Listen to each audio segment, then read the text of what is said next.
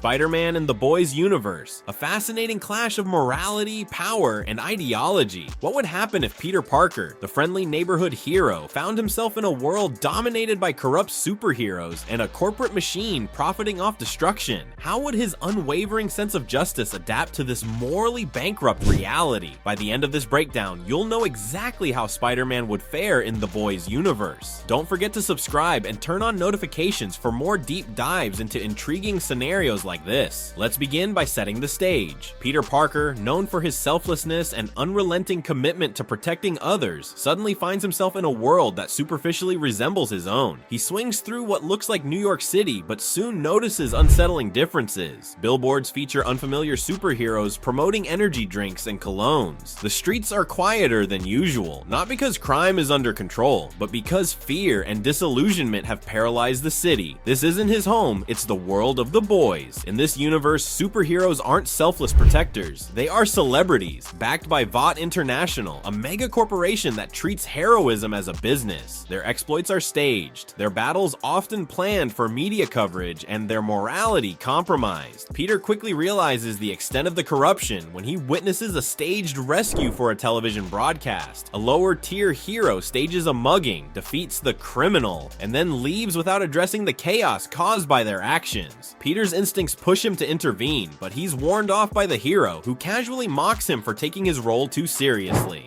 This initial encounter sets the tone for Peter's experience in this new world. He learns that superheroes here operate under strict contracts, driven by profit and image. His earnest efforts to help others immediately catch Vought's attention. The corporation views him as both a potential asset and a threat. On one hand, Spider-Man's agility, intellect, and popularity could boost their brand. On the other, his refusal to compromise on ethics makes him impossible to control. Vought's attempts to recruit Peter would fail spectacularly.